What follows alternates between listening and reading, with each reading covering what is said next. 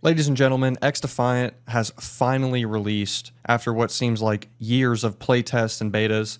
The game's here, it's free to play, it's cross-play. I think overall, it's a pretty decent game that's just kind of come out. It's just something else to play. I feel like a lot of people in the FPS market have just been looking for something to play. Maybe the finals didn't hit the right spot. They're tired of COD. You know, obviously Battlefield's in a terrible state. So people have been looking for something to play, and XDefiant, I think, has been kind of filling that missing role for certain people. And while it is fantastic to have a new FPS to play, this game has major problems, and especially major problems if it wants to survive and compete with other games moving forward. The biggest red flag for me has to be the specialist. I understand the game is designed around these characters, but they are just all overpowered. Every single one of them are overpowered. We've got the spider drone, the face hugger that just completely stun locks you and you're just basically dead. Yeah, you can shoot it, and I've been told that you can even maybe punch it before it jumps on you. I'm not sure. I haven't really tested that, but the shield guy, I mean, that's the Phantom class. That's what I've been using a lot of. You get extra bonus health. You've got a shield that you can just play around with objectives that just you and your teammates can shoot through, but the enemy can't shoot back. I don't know the exact amount of HP that it has, but it's a very strong class in my opinion. And then the ultimate, you get a mobile bubble shield with a one-shot like plasma shotgun thing that anyone comes within the bubble shield, they're dead. They're just instantly dead. And it's just some of these abilities. I mean, you're just able to lock down entire areas of the map. Like the healing ability, the shield ability. You're able to lock down these areas of the map, and it's just a bit obnoxious, right? It takes away from the gunplay. Don't even get me started on the wall hacks. The wall hack character. I mean, you've got an audible ping. You can see them, your team can see them through walls, and it's not just like a quick flash. You actively track them for like a second and a half or whatever this, I don't know the exact numbers, but you actively track them through the walls. I mean, it's literal cheats in the game. I just don't enjoy having these, I don't want these crutch abilities. Like I want the game to be like 10% of the specialist abilities and 90% gunplay and like objective play. Like the abilities need to be on the back burner, in my opinion. I think the game would play a lot better. Like, or if they don't want to do that, then let there be a mode where the specialist abilities aren't there and it's literally just the characters and the weapons. And another issue with XDefiant, which kind of ties into my first point, it's just overall gameplay balance. I think there's been a lot of talk about snipers and like maybe even DMRs since the game came out. And I don't know exactly where I stand on this, because you don't want the snipers to be, you know, blatantly overpowered, and you don't want them to just be useless. There's got to be some kind of middle ground there. But I think this general topic goes across the board for the entire game. Just an overall in-game balance. You know, again, tying back to the specialist abilities, I think that the specialist abilities are the main problem here. But I think the snipers, you know, maybe increase the aim down sight speed, maybe lower the bullet velocity, make it so it's like upper chest only for the one shot, or headshots only for the headshot. Make the normal like lower body shots do like 90 damage, and then from there you have to pull out the pistol to finish off the kill. I've had people come into the chat like asking me how the game is, and if any of you played the playtest or any of the betas, in my opinion, the game plays exactly the same. It's realistically, it's the exact same game. Maybe there's some performance stuff that they've done like behind the scenes, but in my opinion, I'm still dying behind corners with the bad net code or the desync, whatever you want to call it. Still getting shot behind corners, and on the flip side of that, I still shoot people who are behind corners or behind cover, and I'm still getting hit markers on them and killing them. So I don't know if that's like a cross-play issue. I don't know what's going on there, but the desync is still a major, you know, or just performance, you know, just performance. I feel like, I mean, my frames are good. I feel like the frames are good. You know, it's just got to figure out that netcode issue. I'm not sure how this game will survive necessarily. You know, like there's obviously a battle pass. There's, you know, a certain amount of maps and modes. But after, let's say, 3 months, are people going to be like tired of playing this game? Because, I mean, I've seen some like insanely high level people already. People on YouTube are posting their gold weapons already. So people are grinding this game. So I feel like eventually, if you grind this game, you're going to get to a point where you hit a wall and there's nothing else to do, right? Like maybe you could play ranked and like you could grind the leaderboard, like go for a top rank. But like if you're a casual player and you don't like ranked, eventually there's going to be stuff, you're going to run out of stuff to do in this game. So I'm very curious as to how they're going to keep this game like alive moving forward from that aspect, like from a content perspective? Are they going to drop maps every 3 months? Are we going to get new battle passes, new guns? Like, how are they going to keep players invested? Let me know what y'all think, because I think this will be a pretty big topic for this game moving forward. Now, XDefiant's not all terrible, right? It's not all just bad. There are definitely some good aspects of the game, some enjoyable aspects. I think that the movement and the gunplay overall are pretty enjoyable.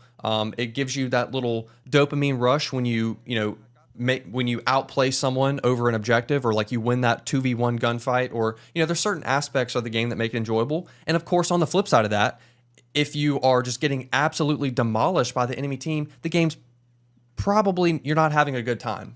For most people, like, this game is fun if you're winning, but if you go against a crazy good team, or like just the games, maybe you're just not having the best round, you're most likely not going to be having a good time. This game just really, it can be very punishing, and again, going back to the balance with the specialist abilities, like, it can be very unrewarding when you spawn in, you run into the combat zone, into like the objective area, and you get one shot by the wall hack pistol character, and then like, okay, let me spawn again, run back in. Oh, you died to a fire drone. Fuck, let me spawn again, run back in, and then you get hit by a random grenade. Like, there's that element of frustration that's definitely there. But on the flip side, I have had moments of like, this game's really fun, and like, playing with the friends, stuff like that. There's pros and cons across the board. I think the maps are pretty cool. They feel pretty unique to me. The game plays really well throughout them. For the most part, it was designed pretty around the maps, and there's unique areas you're fighting in. So I don't dislike the maps. I don't really have a whole lot to say there, but the maps seem decent. I'm very curious to see what they do with ranked on this game. I haven't actually played ranked yet, but maybe there's a competitive scene that will develop through this game, and I think that would be cool to see. I want to see some competition for Call of Duty, or other Counter-Strike, or other FPS or other shooter games out there, for the competitive scene. So I'm all for XDefiant actually popping off, and we'll see what happens in the future. I've seen a lot of complaints about like the leveling and progression system in this game, and I'm not really understanding the complaints.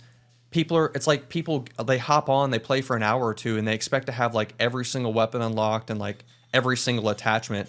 Granted, from my experience, unlocking the weapons is pretty straightforward, pretty easy. You have like basic challenges, like maybe get hipfire kills, or this challenge maybe you have to get like 10 long shot kills, or something like that. Like, the challenges to unlock weapons, from my experience, are pretty easy.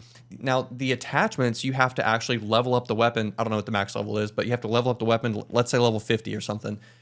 So that definitely takes a little bit more time. But from one of my points earlier about the game's longevity, like, this is something that you have to grind, and it's something to do in the game. So I don't expect to hop on for 1 hour and have every single attachment. I'm okay with a little bit of grind. And honestly, like, all the people that are just like chasing the meta weapon builds, I hate that shit. Honestly, use whatever you want to use. Build the weapon how you want. If the meta is to not run a suppressor, fucking throw a suppressor on there because you want to be silent. I like people to mix it up. I like people to mix up their gameplay, and some people are just like on the YouTube, oh, let me get the best meta build from this pro player. Like, bro, it doesn't matter. It doesn't matter. Use what you want. Play how you want to play. I can't understand this whole like chasing the meta thing. And honestly, like, from my experience in the game, I just need a red dot. Just give me a red dot on the gun, maybe like a quick mag or like a stock. I don't need all these meta attachments. I literally don't care. Give me a red dot sight. I'm killing everyone in the lobby. I'm top fragging. Like, you don't need attachments to be like the best player in the lobby. A couple other positives for XDefiant, in my opinion, has to be the map voting system. I think little things like this that give the players more control over the rounds that they're getting into, I think is very nice. You pick a specific playlist to load into. From there, you get to vote on a map, like in the lobby,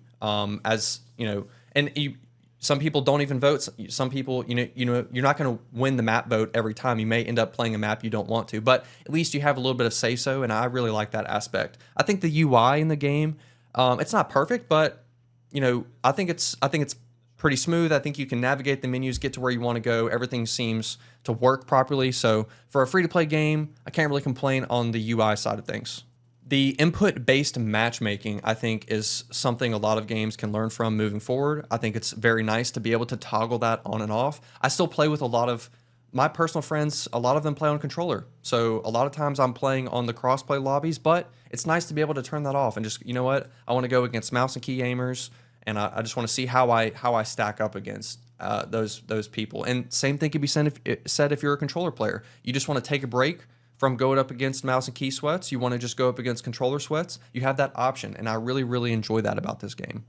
All in all, it's a free-to-play game. It's something new and fresh that's here for the summer. Will I be playing this game and creating content around it moving forward? I don't exactly know. But a lot of my friends have been playing it, so therefore I'm just kind of hopping on with them to play it. Battlefield's just not in the best state right now.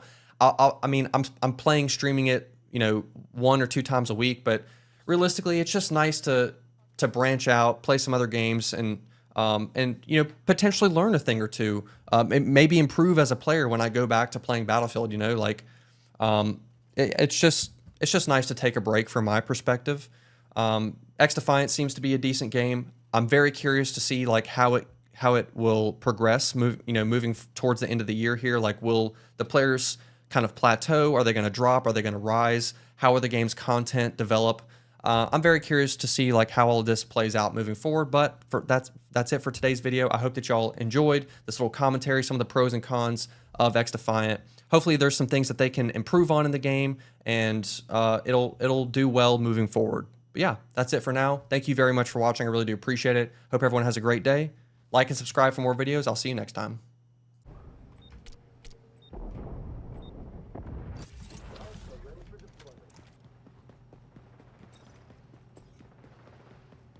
$40 seconds. Gotta get off of it. I hit marker this kid. Hitting me. I cleared it though. That's all that matters. Bonsai! Fucking bonsai.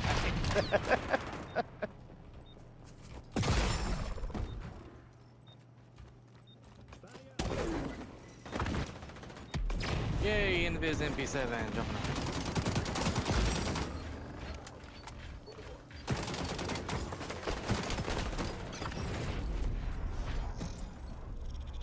Easy. Easy game.